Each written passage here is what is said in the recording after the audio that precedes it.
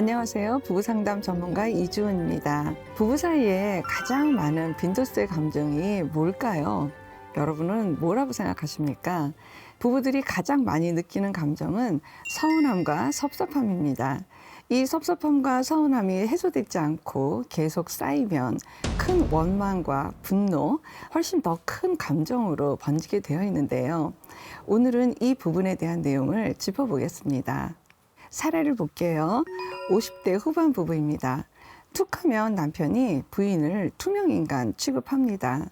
부인은 그래도 남편에게 잘 다녀오세요, 잘 다녀왔어요, 식사하세요 등등 계속 말을 하고 있습니다. 남편은 전혀 대꾸를 하지 않고 지냅니다.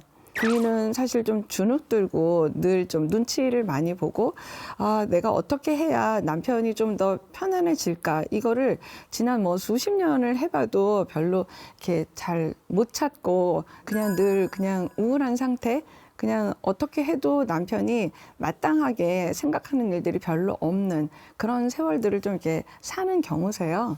그래서 이 부부가 사실 특별히 풀어진다라기보다는 일단은 대화부터가 소통이 안 되는 부분에 대해서 좀 막혀 있고 좀 고정화되어 있는 부부기도 합니다. 사실 우리 모두는 다 싸웁니다. 부부는 특히 많이 싸우게 되어 있어요. 갈등이 있을 수밖에 없는 거죠. 부부는 왜 싸울까요? 부부는 기대가 있어서 싸웁니다. 사실 우리 모두 다 기대가 없으면 그렇게 싸울 일이 별로 없어요.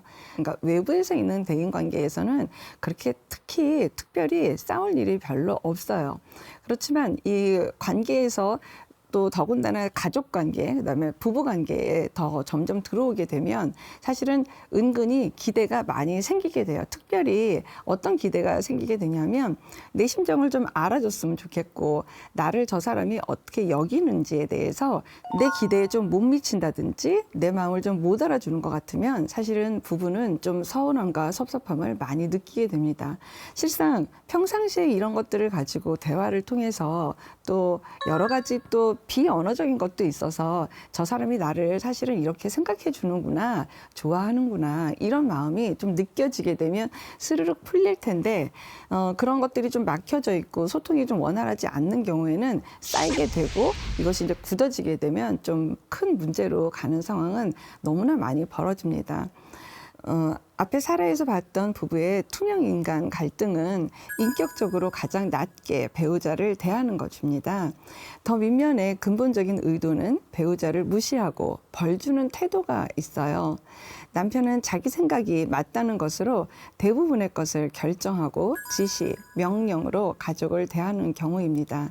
가족들은 다 따라야만 하는 상황이 됩니다. 그렇게 하지 않을 때에는 투명인간으로 대하면서 가족들을 무시하고 벌 주는 태도로 일관하는 중입니다. 이 수직적 개념이 본인한테 있다라는 거를 먼저 인정하시기도 사실 중년 남성들이 수월하지는 않아요. 내가 좀 문제가 있을까?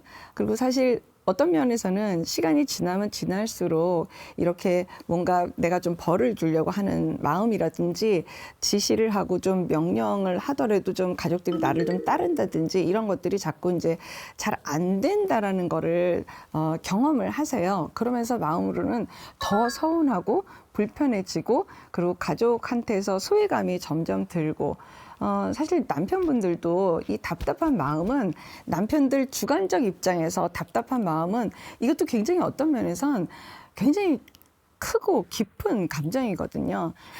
내가 가만히 보니까 상하 관계 개념을 갖고 있다는 거구나.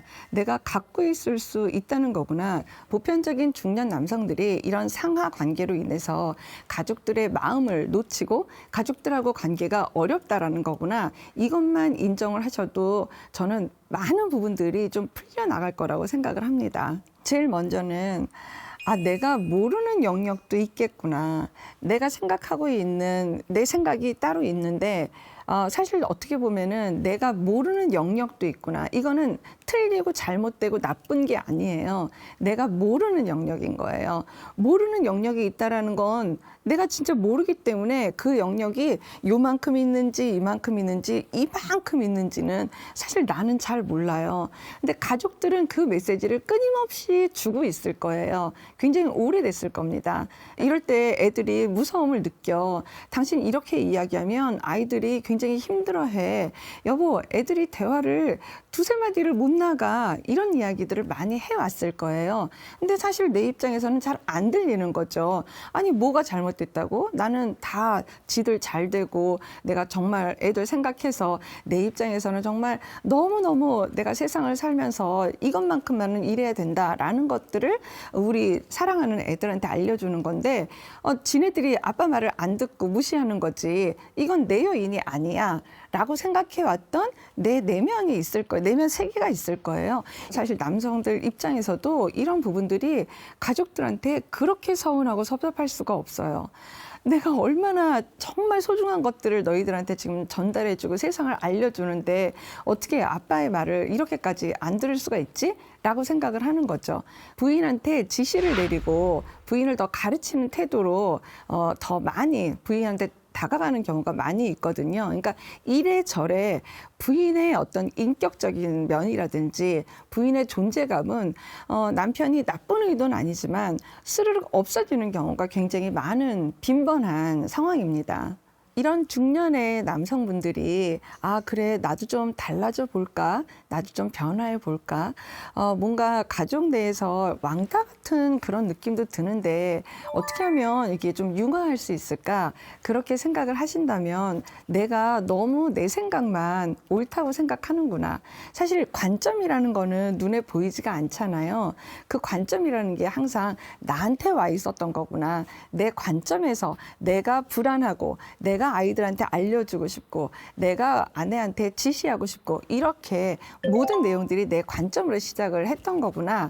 이렇게 생각해 보시면은 굉장히 큰 깨달음을 갖고 가시는 게 됩니다. 그래서 이 관점이라는 건 가족이 4명이 있으면 n분의 1이 돼야 됩니다. 4분의 1이 돼야지 돼요. 그러니까 내 관점도 있지만 그러면 아내 관점에서는 어떨까? 큰아이 관점에서는 어떨까? 막내 관점에서는 어떨까? 이 관점이라는 거는 돌아다녀야 가족 관계에서 굉장히 유연해질 수 있는 거예요. 이럼에도 불구하고 내 마음이 계속 불편하고 화가 계속 난다. 라고 하는 것은 그냥 가볍게 머리로 잠깐 생각하시는 거지 실제 깊숙하게 내면에서까지 이게 가족은 좀 수평적이어야 된다는 거구나. 거기까지는 사실 잘 안 가는 경우가 사실 내 내면 안에 계속 화가 있는 거예요. 이퀄 무슨 뜻이냐? 내가 옳아요. 내 생각이 계속 옳고 내 입장의 것이 너무나 확고한 거예요. 그렇게 되면 화가 더 많이 날 수밖에 없습니다. 사실 화는 누구 거죠? 내 거죠. 화는 저 사람이 나를 화나게 한다라고 생각하지만 실상 가만히 들여다보면 많은 사람들이 같은 상황에서 다 같이 화가 나지는 않아요. 근데 내 감정이 건드려진 거는 내 감정이에요. 내가 아내의 말에 화가 나요. 그랬을 적에 이 화의 내용에 대한 것은 내 내면에 있지 아내한테 꼭 있지를 않아요. 내 마음에 균형이 깨지는 거예요. 아내 말이 맞으니까 화가 나는 거예요. 맞는 말에 화가 나지 맞지 않고 나하고 전혀 상관이 없는데 나는 자극받지 않거든요. 그러면 그 문제를 가지고 가만히 한번 생각해 보는 거예요. 머물러 보시는 거예요. 무슨 이유로 내가 아내 말에 자극을 받을까? 내 내면이 어떤 울렁임이 지금 있는 건데 내가 지금 외면을 하고 있는 걸까? 여기에 머물러서 생각해 보시는 게 크게 도움이 되실 겁니다. 이렇게 화가 많이 나고 내가 자극을 받고 내 화에 내가 멈춰 보면 내 내면에서 돌아가는 내용들은 나만 알아요. 아내도 그렇고 아이들에게 정말 솔직한 내 마음을 표현해 보는 게 굉장히 필요한데요. 이때 가장 좋은 방법이 아이메시지입니다. 아이메시지는 나는으로 시작을 해요. 내 입장에 대한 것을 이야기하는 거니까 주어가 나는이에요. 이거는 틀렸다. 이렇게 하면 안 된다. 인생은 이렇게 살아야 된다. 이렇게 아빠가 그동안 얘기해 왔던 것 같아. 아빠가 참 많은 부분들이 불안했나 봐. 너희들 많이 힘들었지. 그러니까 아빠가 너희들 마음을 많이 몰라주는 것 같아서 많이 섭섭했지. 이런 이야기가 사실 아빠 입장에서 정말 전하고 싶은 내 내면의 속 이야기일 겁니다. 이런 이야기들을 가족들이 전달을 받았을 때 가족들 입장이 어떨까요? 아, 아빠가 엄청 생각하셨나 보다.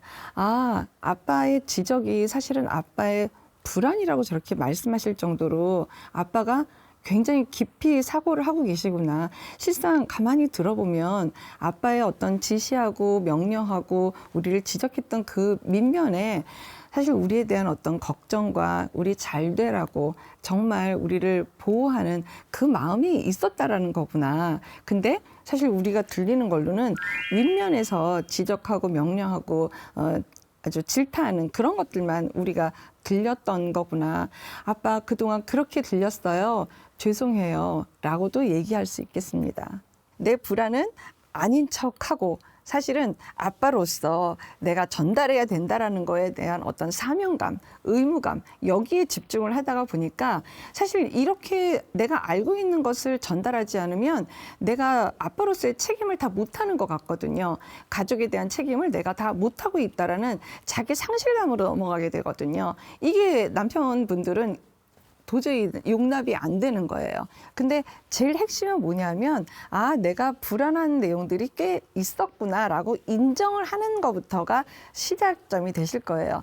여보, 내가 불안했어. 이제 보니까 내가 불안한 거를 옆에서 내가 불안한 것을 가족들이 뭔가 어떤 행동에 대해서 그 행동을 볼 때마다 내 불안이 다 꽂혔고 그때마다 내가 거기에 대해서 불안함을 표현하는 거가 어떨 때는 욱하는 걸로 화내는 걸로 이렇게 표현을 해왔던 것 같아. 너무너무 부끄럽네. 이런 얘기를 하면서 인정할 수 있는 것부터가 시작점이 되실 것 같습니다. 사실 중년 남성의 이야기를 좀 오늘 많이 했지만 뭐 여성 역시 마찬가지입니다. 배우자에게 또 가족 구성원들에게 뭔가 암묵적으로 벌을 주고 있고 굉장히 불편하게 하고 있다면 이 모든 것들은 그 자녀나 배우자의 문제라기보다는 내 문제일 확률이 매우 높아요. 모든 것들은 내 마음 안에서 다 시작을 합니다. 그래서 내 마음이 실제 어떤가 차분하게 내 내면을 들여다보는 그런 시간이 되시면 좋을 것 같습니다. 여러분들 오늘 강의 잘 시청해 주셔서 감사합니다. 고맙습니다.